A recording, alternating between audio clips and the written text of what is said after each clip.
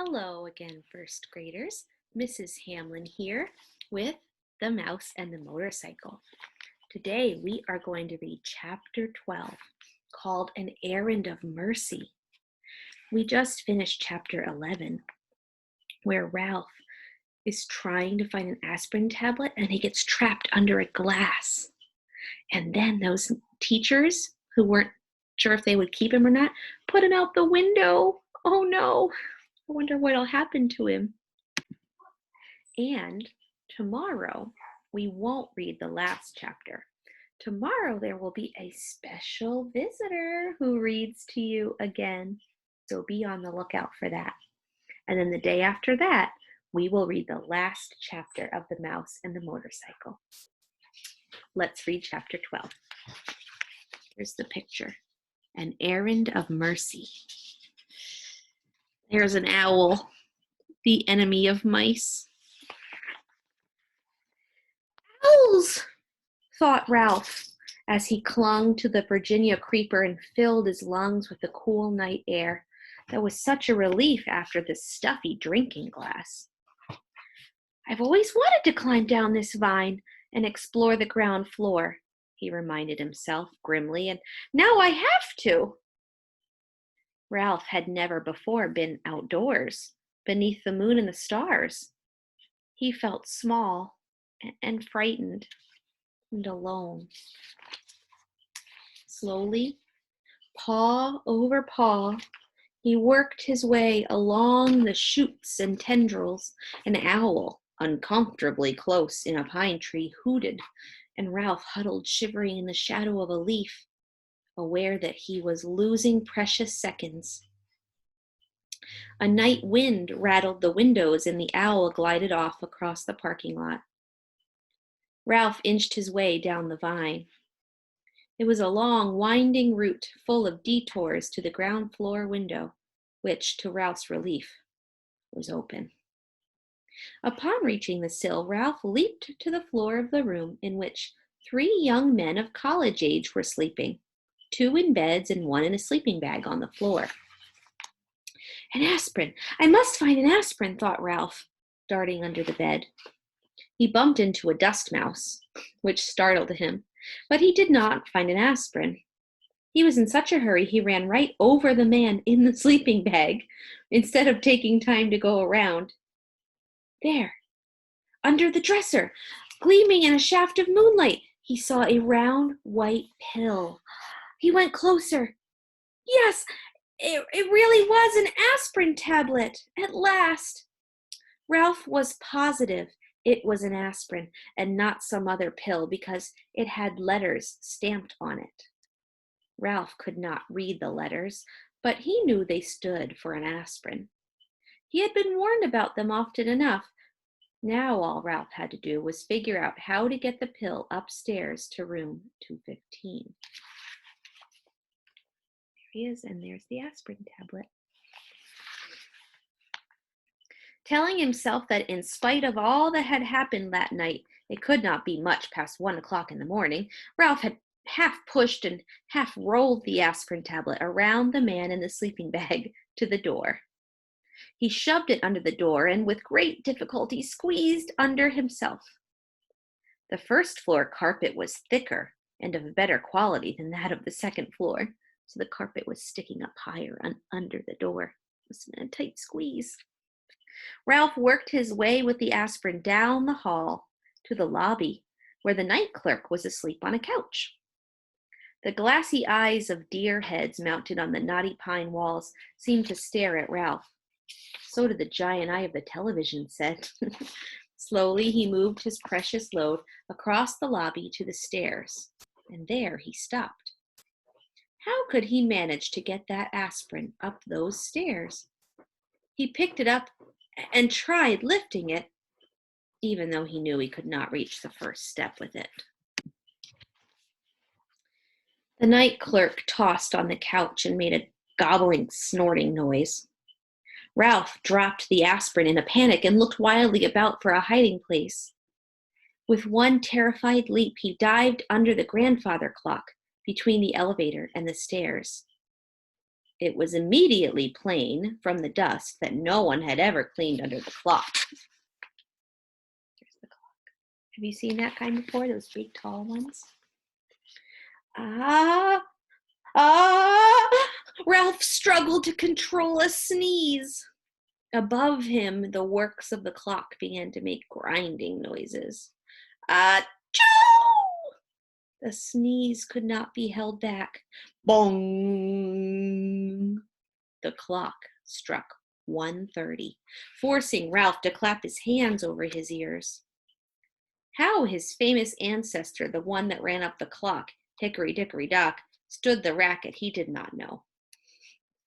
Peeking out, Ralph discovered the night clerk had slept soundly through the din, and so he ventured out from under the clock to continue his struggle with the aspirin tablet.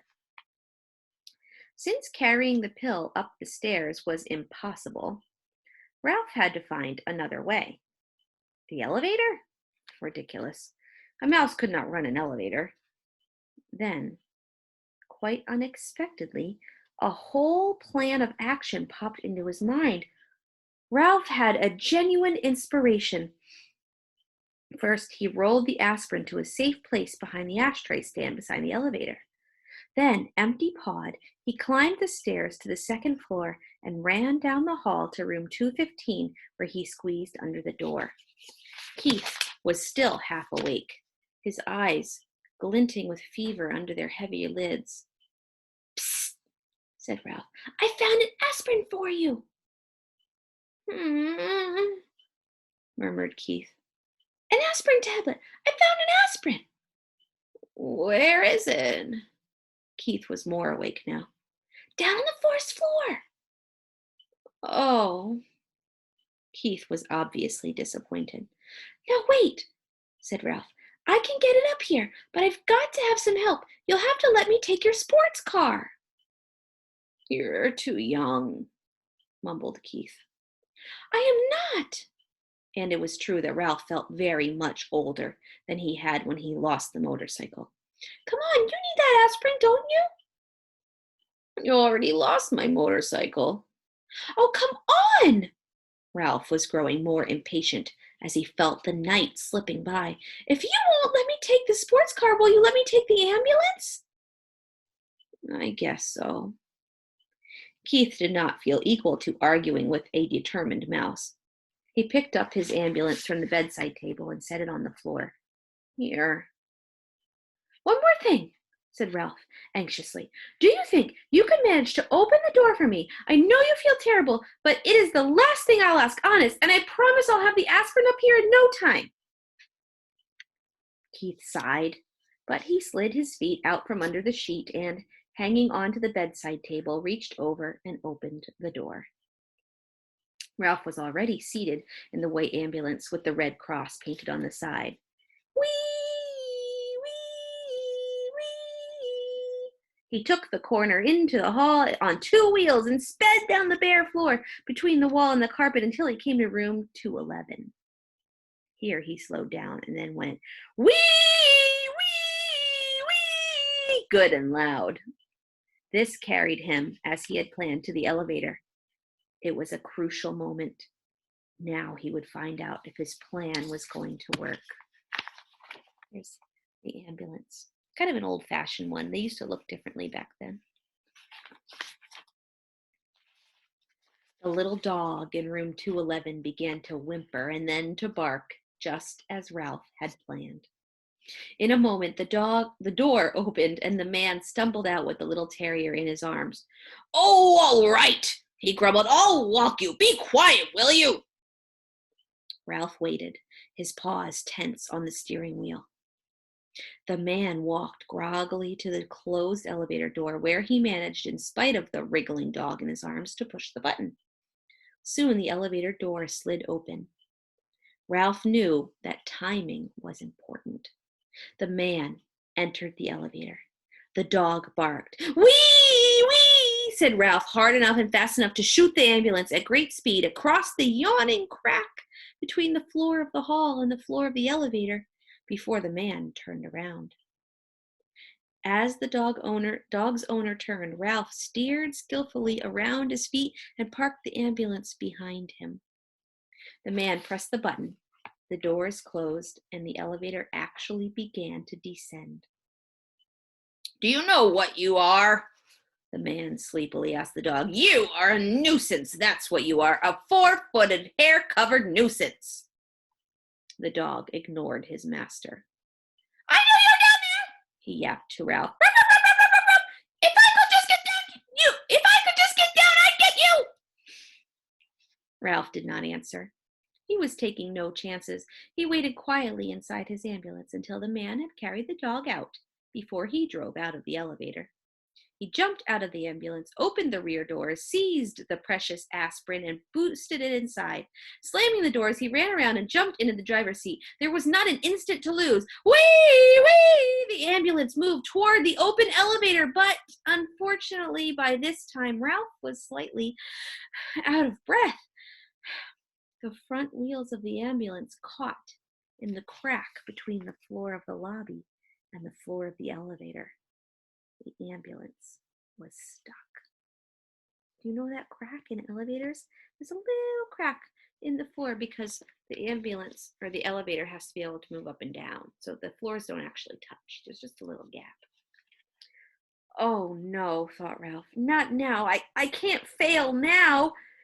"Wee! Wee!" he managed to gasp.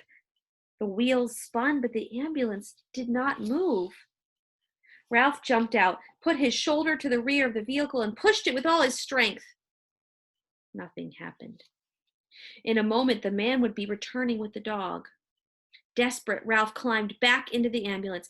He took a breath so deep he thought his lungs would surely burst. "Wee! Wee! Wee!" He made the sound hard and fast and high-pitched. The wheels spun. The ambulance moved slowly at first, and then as the tires got a grip on the floor of the elevator, it shot out of the crack and across the elevator and hit the rear wall with a bump. Ralph collapsed over the steering wheel, limp with relief, just as the man came back through the lobby with his dog. "I guess some boy lost his toy ambulance," muttered the man, more awake now as he stepped in and pressed the button. "Toy?" thought Ralph indignantly. "This ambulance is carrying medical supplies to the sick." "Boy, my foot!" yapped the terrier. "Ruff, ruff, ruff, ruff, ruff. It's that dastardly mouse! Ruff, ruff, ruff, ruff, ruff. Let me down and I'll get him!" Ralph did not try to answer. He was saving all his breath now to get the ambulance across that crack once more. The man slapped the dog lightly on the nose and said, "Be quiet. I took you outside, didn't I?" Fortunately, the elevator door stayed open behind the man as he walked out, so Ralph had no trouble driving the ambulance out and down the hall to room 215. The door had blown shut, but he did not care. He jumped out of the ambulance and ran around to the back where he unloaded the aspirin, shoved it under the bedroom door, and squeezed under after it.